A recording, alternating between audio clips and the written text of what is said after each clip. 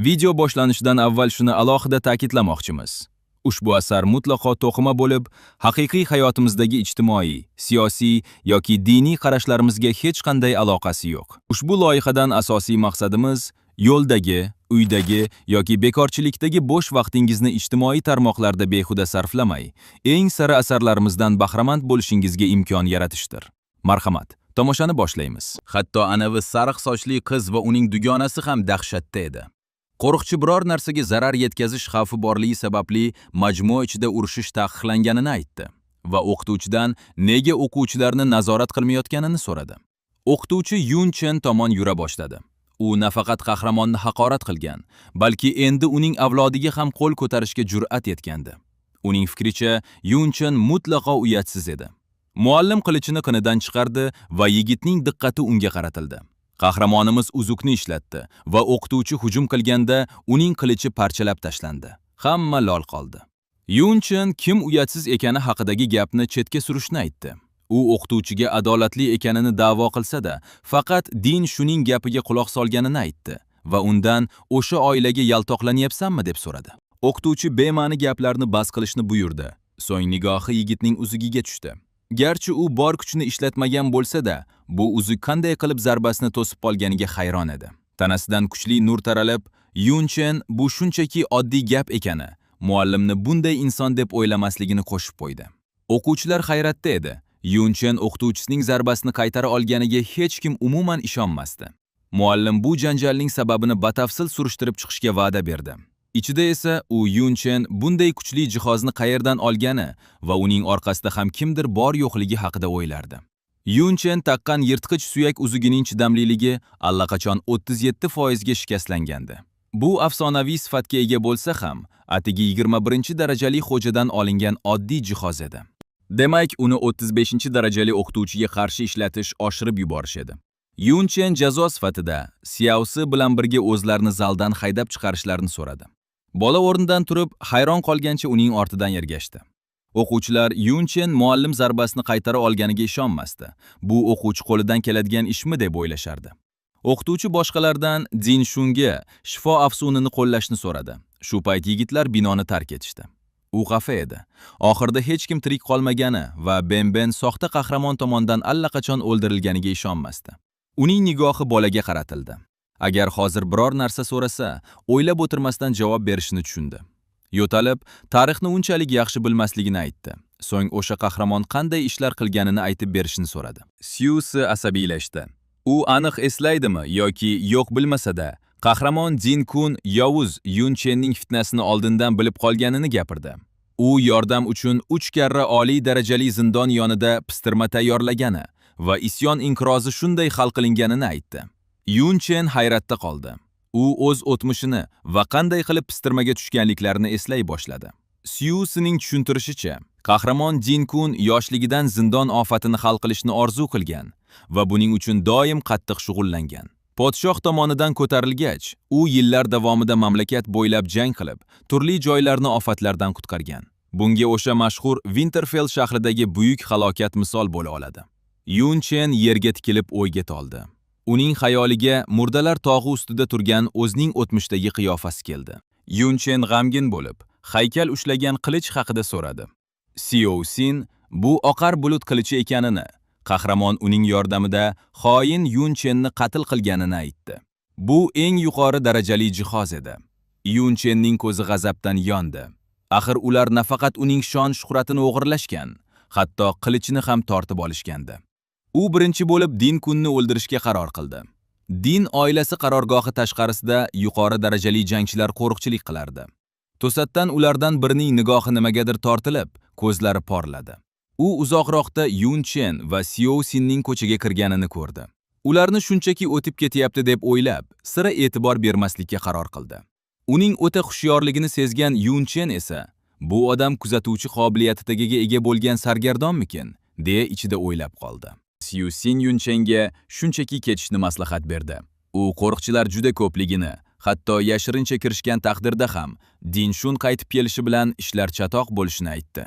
Yun Chen qahramon Din Kunni to'g'ridan to'g'ri o'ldirmoqchi bo'lsa-da, bu ilojsizligini tushunardi. Xiaosinning aytishicha, Din Kun butun vaqtini yuqori darajali zindonda o'tkazardi. O'tmishdan farqli ravishda, hozir zindonga erkin kirib chiqib bo'lmasdi. Yuqori darajalilari harbiylar tomonidan qo'riqlanardi va kirish uchun maxsus ruxsatnoma kerak edi. Ammo u Din Kun oilasining uyida shunday ruxsatnoma bo'lishiga amin edi. Yun Chen Din Kun naslidan bo'lgan o'nlab tarmoqlardan biri bo'lishsa ham, nega bunchalik ko'p qo'riqchi saqlashlari shartligini so'radi. Siusi esa ular qahramon avlodlari ekani va o'z yerlari ichida zindon borligini aytdi. Yun Chen ularning uyida zindon borligini eshitib, ko'zlari hayratdan kattalashdi. Shaoxin past darajali zindonlar xususiy tarzda oldi-sotdi qilinishi, ammo bu kuch hamda ta'sirga ega bo'lmagan odamlar uchun ushalmas orzu ekanini aytdi. Din Shun doim qo'riqchilar bilan yuradi. Shuning uchun xohlagan paytda maxluqlarni o'ldirib, o'z darajasini tezroq oshira oladi. Aksincha, ular kabi oddiy o'quvchilar buni faqatgina maktab amaliyotida qila oladi. U yerda esa maxluqlar uchun hatto talashishlarga to'g'ri keladi. Yun Chen zamon juda o'zgarib ketganini tushundi va kim qanchalik boy bo'lsa, uning darajasi shuncha baland bo'lishini anglatmaydimi, deb so'radi. Shaoxin bosh qimirlatib, oddiy odam maktabni 15 va 20 daraja oralig'ida bitirishini, hech zindonga kirmay, shunday holida qolib ketishlarini aytdi. Agar kimdir zindon sohasiga, masalan, konchi yoki qo'riqchi bo'lib kirsa, o'rta yoshda 30-darajaga yaqinlashardi. Aksincha, Din Shunning qo'riqchilari o'z zindonidan foydalanib, 30-darajaga bemalol yeta olardi. Yuqori darajaga chiqish uchun armiyaga qabul qilinish yoki maktab sinovidan o'tib, gildiya va harbiy akademiya kabi rasmiy joylarga kirish kerak edi. Shundagina yuqori zindonlarga kirib, baland darajaga ko'tarilishi mumkin edi. Yun Chen kuchli bo'lish uchun o'sha ruxsatnoma o'ta muhimligini tushunardi. Shaoxin darajalar farqi juda kattaligi va u qanchalik mohir bo'lmasin, bu qo'riqchilarga teng kela olmasligini aytib, ketishni taklif qildi. Yun Chen hozirgi kuchi bilan qahramonni o'ldirish u yoqda tursin. Kuchli himoyadagi oliy podshoh Luo Weiga ham bas kela olmasligini yaxshi bilardi. Biroq u 30-darajadagi kuzatuv afsullari asosan burgut ko'zi, kengaytirilgan eshitish yoki ruh chaqirish kabi afsullar ekanini bilardi. Ular butun majmuani kuniga 24 soat himoyalashga yetmasdi. Qolaversa, bu hayot-mamot zindoni emasdi va qo'riqchilarning aksariyati xotirjam edi. Bu uning ichkariga kirishiga yetarli imkon edi. Shaoxin vahimaga tushdi. Yun Chen devorga sakrab chiqib, o'tmishdagi yuqori darajali zindonlardagi mukammal kuzatuvga qaraganda, bu oson ekanini o'yladi. Shaoxin hatto yashirincha kirishgan taqdirda ham, xususiy zindonda ularni hech qanday so'roqsiz o'ldirishi mumkinligini aytdi. Yun Chen uning ko'ylagidan ushlab, hayotini o'zgartirishni xohlamaysanmi, deb qoldi. Bola buni xohlashni tan oldi, ammo faqat gildiyaga qo'shilgach, shunday qilishni rejalashtirgandi.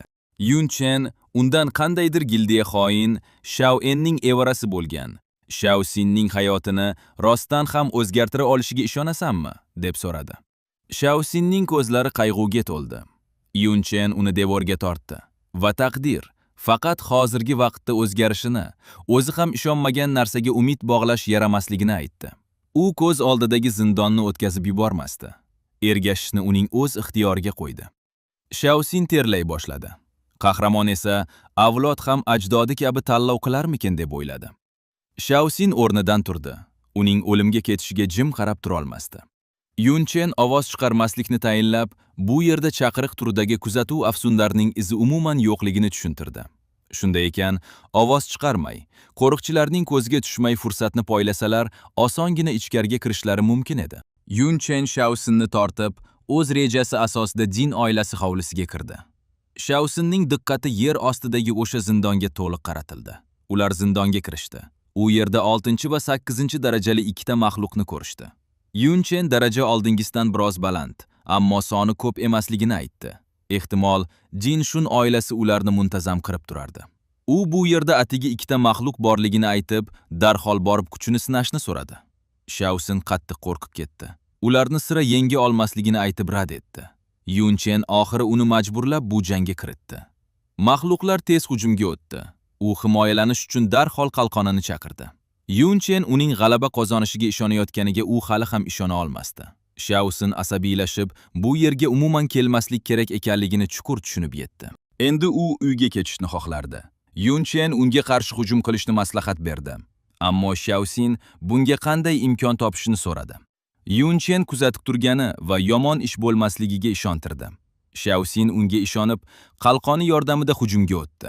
Shu payt ikkinchi maxluq ortidan tashlandi, biroq u o'z vaqtida harakat qilib, hujumdan qochib qoldi. Hammasi xuddi Yun Chen o'ylaganidek edi. Xiaoxinning iqtidori aslida zo'r edi.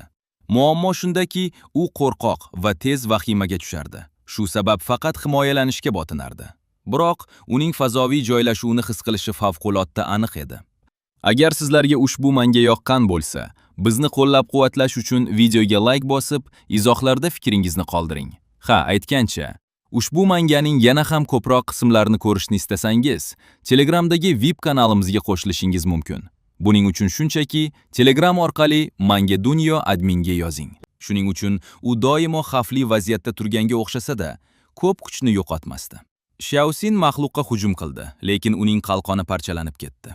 Yun Chen yashindek tez harakat qilib, maxluqlarni darhol o'ldirdi. Xiaoxin darajasi oshganidan biroz hayratda edi.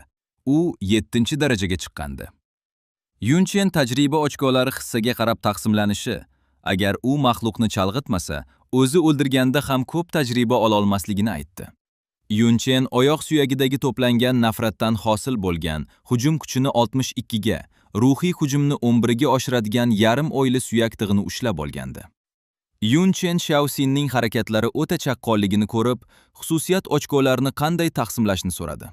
Xiaoxin ruhdan tashqari hammasini teng taqsimlashni aytdi. Yun Chen qalqondorlar odatda chaqqonlikka ochko qo'shmasligini aytdi. Xiaoxin agar shunday qilmasa, maktabda guruh topishi qiyinlashishini tushuntirdi.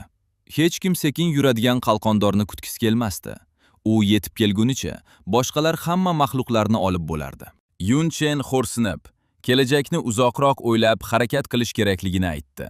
60-darajadan keyingi yuqori sinfga ko'tarilish uchun ba'zi xususiyat talablari borligini aytdi. Bunga u misol qilib, Qo'rg'on qala sinfini keltirdi.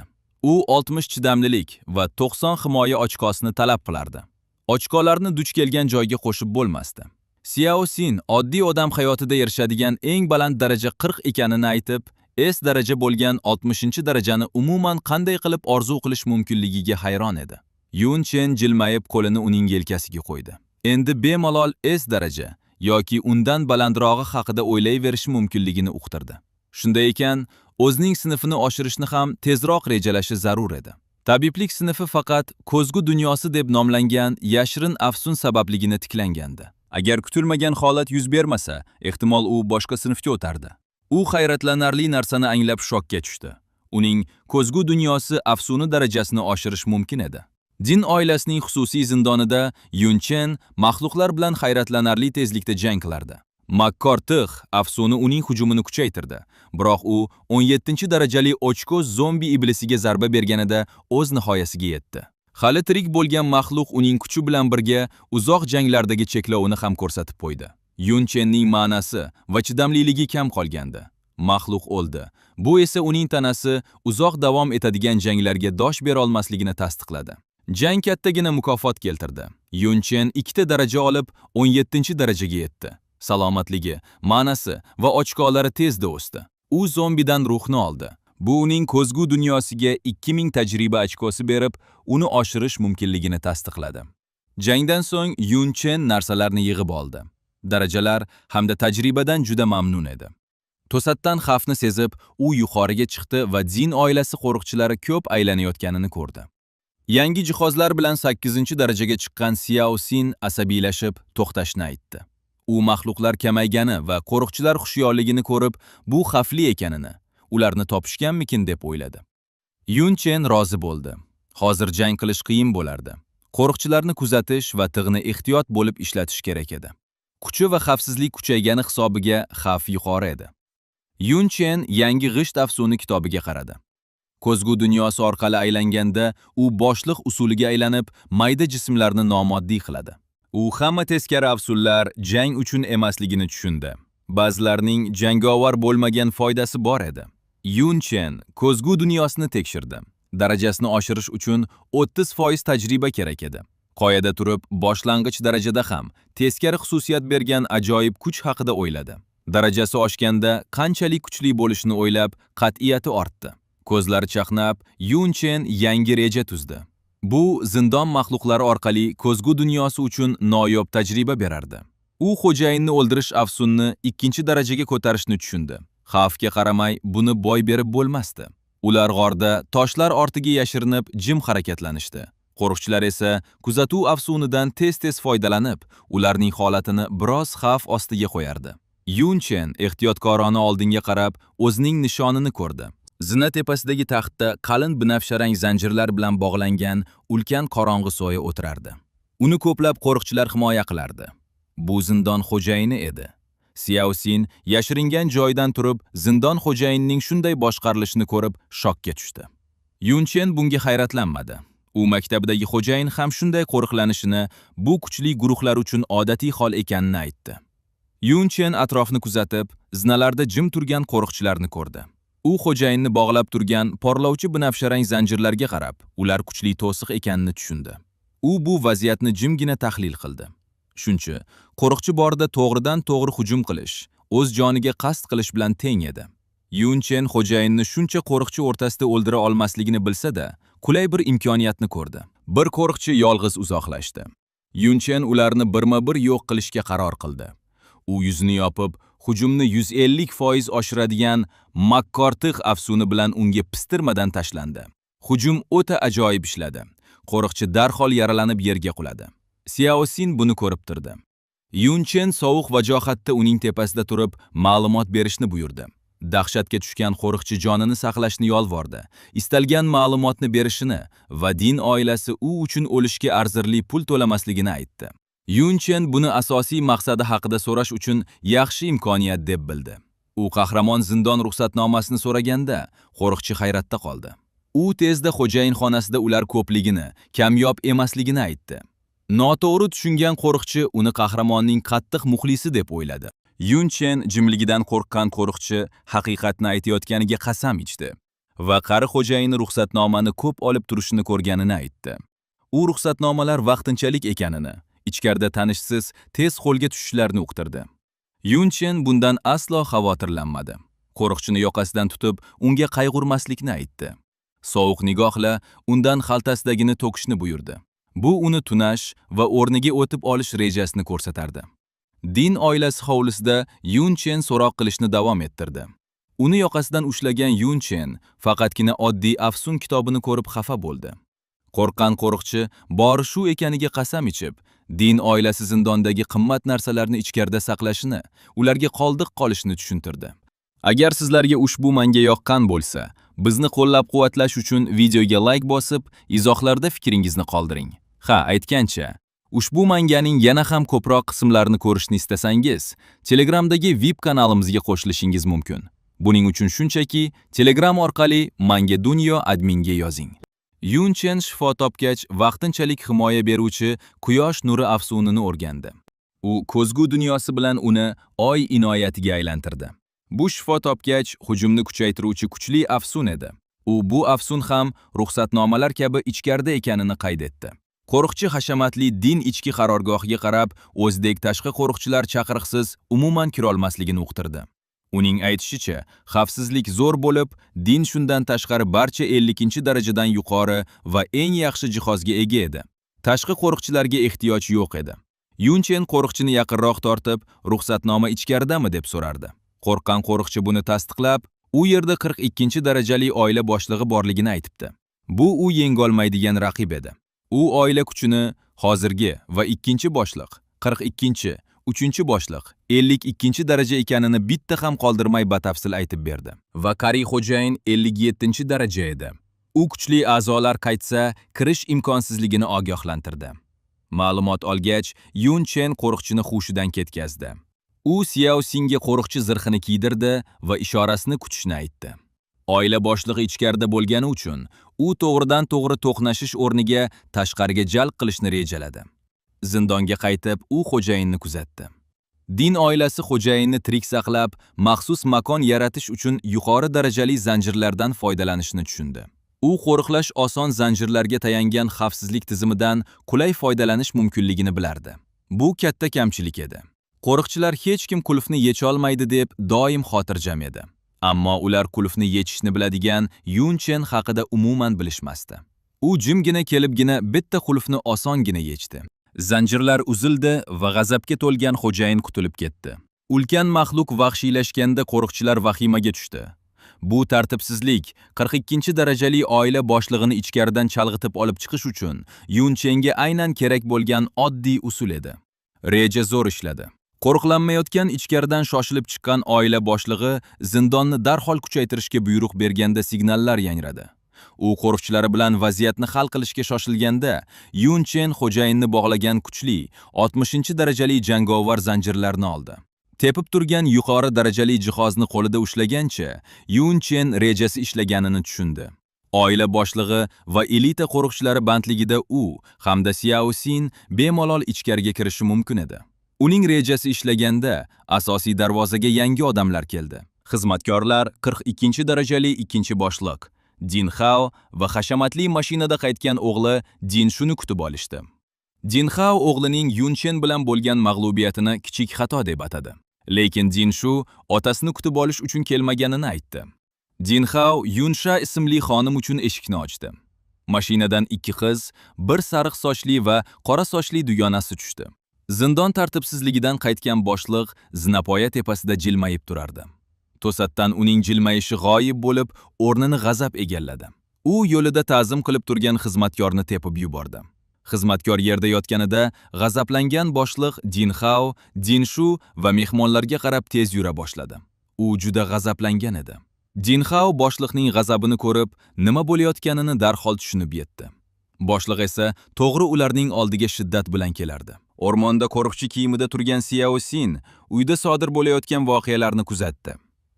Yun Chen to'satdan uning orqasida paydo bo'lib, bolani hayratda qoldirdi. Xiao Xin xavotirda ekanini aytib, Din oilasi qaytganidan so'ng uyga kirish noto'g'ri vaqt ekanini ta'kidladi. Yun Chen xotirjamlik bilan nega bunchalik tashvishlanayotganini so'radi. Xiao Xin esa uning bunchalik tez yetib kelganiga hayron bo'ldi. Yun Chen qo'yib yuborgan maxluq zindon xo'jayini ekanini aytdi. Hatto 31-darajali jangchi ham uni tirik tutishi qiyin. Demak, u Din oilasining asosiy jangchilarini uzoq vaqt band qilardi. U xo'jayinni yaqin orada mag'lub eta olmasliklarini, bu ular uchun eng zo'r imkoniyat ekanini tushuntirdi. Xiao Xin uyga qarab, xo'jayin tepib yuborgan xizmatkor 17-darajali amakisi Xiao Li ekanini g'amgin aytdi. Yun Chen Xiao Xin aytib bergan o'tmishdagi qorong'u voqealarni tingladi. Xiao Xin qadimgi Yun Chen isyon ko'targanida uning oilasi allaqachon o'ldirilganini aytdi. Xiao Xin bu holat ularni xoinlarning farzandlari, xuddi uning oilasi kabi boshdan kechirgan yillar davomidagi sharmandalik va azob-uqubatlardan qutqarib qolganini qo'shimcha qildi. Yun Chen eski do'stining oilasi o'tmishi haqidagi yolg'onlar tufayli chekkan azoblarni eshitib, qat'iy iroda bilan g'amgin bo'ldi. Ular daraxtlar ortidan kuzatib turishganda, Xiao Xin o'z oilasining qayg'uli tarixini davom ettirdi. Xoin deb atalganidan so'ng, Xiao oilasi imperiya tomonidan doimiy kamsitishlarga uchradi. Uylari vayron qilinib, hayotlari barbod bo'ldi.